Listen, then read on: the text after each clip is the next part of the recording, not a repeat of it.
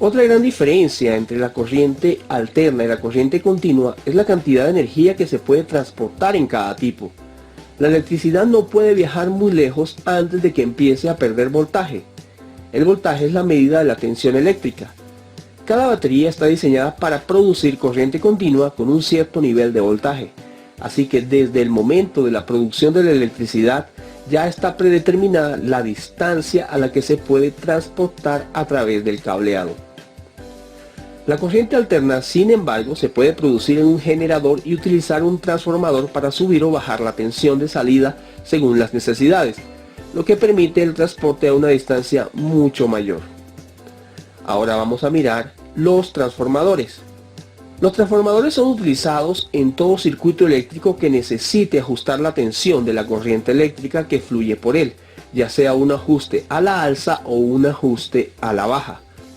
Por ejemplo, una central eléctrica produce electricidad con un voltaje muy alto para que pueda viajar a grandes distancias y se regula a la baja en transformadores cercanos al destino final, como hogares o empresas, hasta la tensión adecuada para su consumo. La corriente también se puede transformar de corriente alterna a corriente continua y viceversa a través de un adaptador o inversor del voltaje, similar a los que se utilizan en los cargadores de batería de un ordenador portátil o de un smartphone. El cargador se conecta a la red doméstica que utiliza corriente alterna y es transformada en corriente continua antes de llegar al dispositivo. Voy a explicar un poco más sobre este tema. Corriente continua o directa. ¿Qué es la corriente directa? En el video vimos que la corriente directa es un flujo de carga eléctrica que no cambia de dirección, como se ve en esta animación. La corriente eléctrica siempre va del polo negativo hacia el polo positivo y es constante, es continua, es directa. Y esto se representa así. Vean que el voltaje es constante, es continuo, es directo. La corriente directa presenta varios inconvenientes, los vamos a ver un poquito más adelante. De hecho, se consideró que la corriente directa no era tan eficiente como la alterna. Sin embargo, tiene muchas aplicaciones prácticas, sobre todo en la electrónica. Incluso en algunos casos ha suplido a la corriente alterna, como en los cables submarinos de larga distancia. ¿Cuál es el origen de la corriente directa o continua? También lo comentaron un poco en el video. Fue descubierta en 1800 por el físico italiano Volta. Sí, aquel del cual ya hablamos, el que desarrolló la primera pila voltaica. Después un inventor francés, Hippolyte Pixii, más o menos así creo que se pronuncia, desarrolló un generador de corriente alterna en 1832 y después él mismo creó un conmutador que servía como un interruptor y de ahí se obtuvo corriente continua. Estos avances dieron origen a la generación de electricidad en centrales eléctricas y posteriormente al uso doméstico de las bombillas, o sea, las lámparas, basadas precisamente en la corriente continua, inventadas por un señor que se llamó Tomás Alva Edison. También de él se habló en el video. Pero con el invento de Nikola Tesla, que se logró la manipulación de los voltajes de la corriente alterna por medio de transformadores, hicieron impráctica a esta corriente, a la corriente continua. Pero en 1950 revivió esta corriente directa con la transmisión de la corriente continua de alta tensión, siendo así una alternativa más para la corriente eléctrica. Hoy día se utilizan rectificadores para cambiar la tensión de la corriente continua de los dispositivos que los ameriten, por ejemplo los aparatos electrónicos en casa. Y aquí se representa el proceso. Aclaro que no nos vamos a meter de lleno en esto. Pero, ¿presenta ventajas la corriente directa o continua? Sí, veamos cuáles son. Se puede almacenar en forma de baterías, y esto permite una fuente de energía a disposición para los dispositivos. Aparatos o máquinas que permitan este tipo de recursos. Ustedes se pueden llevar su dispositivo, su teléfono por ejemplo, a cualquier lugar y no esperar a que estén conectados para poderlo utilizar.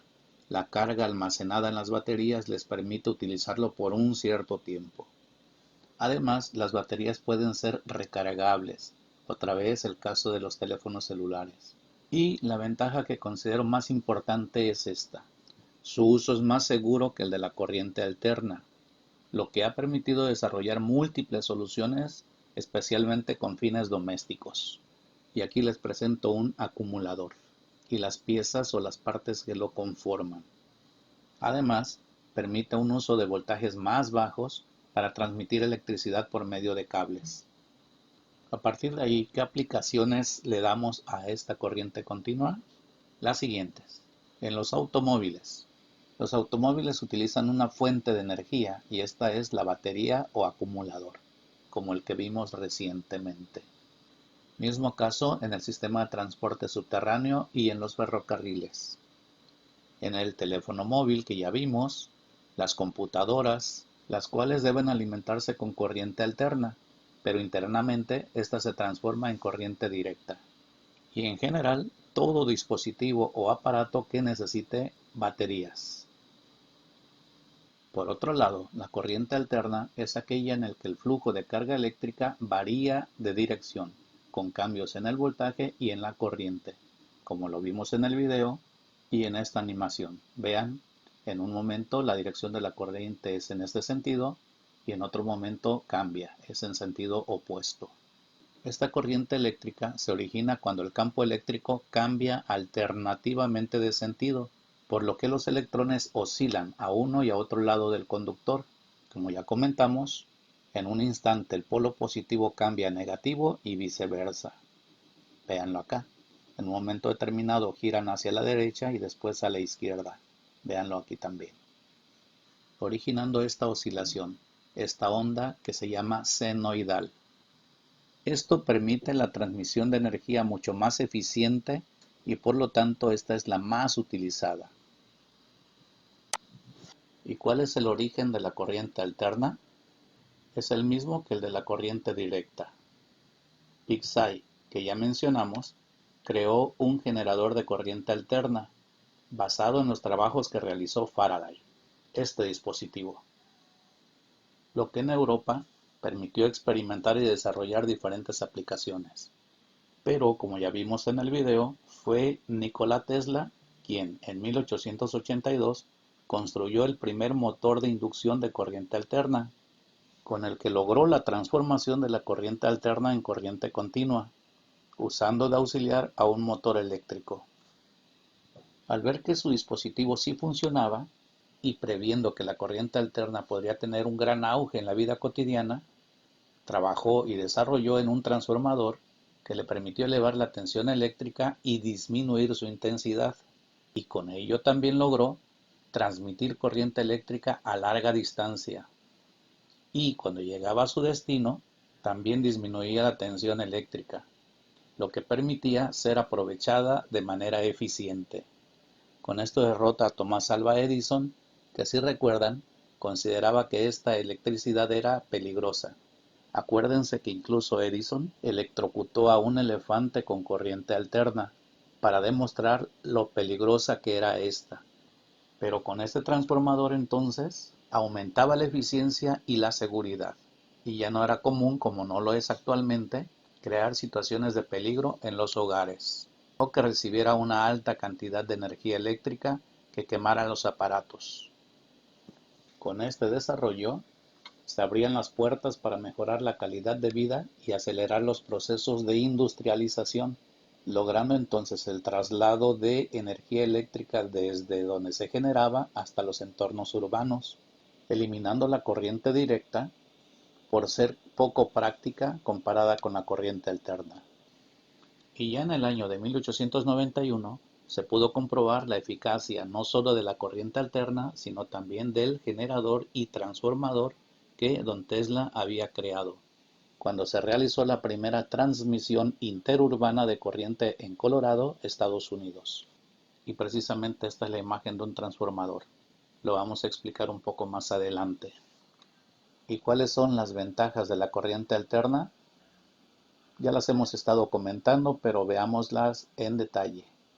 La primera es que los generadores hacen más eficientes a la corriente alterna sobre la continua y generan cambios de tensión e intensidad de manera segura y económica con los transformadores. El transporte de energía a mayores distancias y a alta tensión usando menos conductores eléctricos. Además, usando el transformador, permite un rango mayor de voltajes. Pero como en los hogares se utiliza corriente continua, la corriente alterna por medio de un rectificador se transforma en corriente continua. Además, la desaparición o disminución de riesgos y fenómenos asociados al uso de la electricidad, así como la corrosión y magnetización de piezas metálicas. ¿Y cuáles son sus aplicaciones? En el alumbrado público, en conexiones eléctricas domésticas y de uso público, dispositivos de uso doméstico e industrial con conexiones de corriente, como los electrodomésticos, las máquinas de lavado de autos, etc. Ahora ya conocen un poco más de estos dos tipos de corriente eléctrica. Vamos a comentar ahora sobre el transformador, el generador y el motor eléctrico. Empezamos con el transformador y primero veremos un video a propósito de este tema. Pónganle la debida atención, por favor. Una de las personas claves en la historia de la electricidad es Michael Faraday. Faraday fue el inventor del motor. ¡Qué groso Faraday! Además de ser el descubridor de la inducción electromagnética, que permitió el desarrollo de la máquina eléctrica más sencilla y más utilizada por nosotros, el transformador. Gráfico, por favor. Si la corriente que circula por una bobina es constante, su campo magnético también lo es. Si la corriente es variable, por ejemplo, alterna, el campo magnético de la bobina es también variable. Cuando un campo magnético varía, aparece voltaje en los conductores y bobinas que estén cerca. Si enrollamos dos bobinas aisladas alrededor de un trozo de hierro que canalice el flujo magnético, al alimentar la primera con tensión alterna, el flujo magnético variable generado por esta va a inducir un voltaje en la segunda. Ese es el principio del transformador.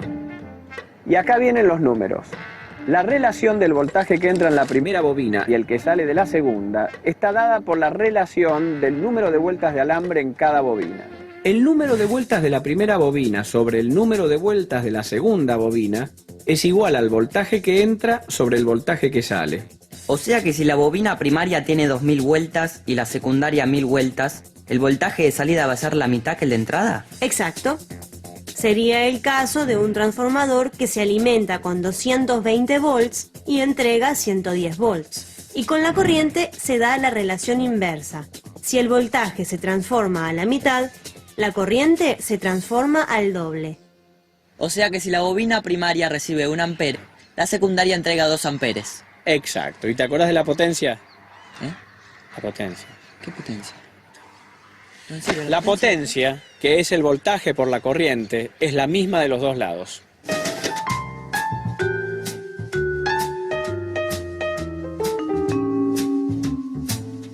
Pero en la práctica no es exactamente así. Siempre algo de potencia se pierde por dispersión de flujo magnético por generación de calor. El transformador ideal no existe. La máquina ideal no existe.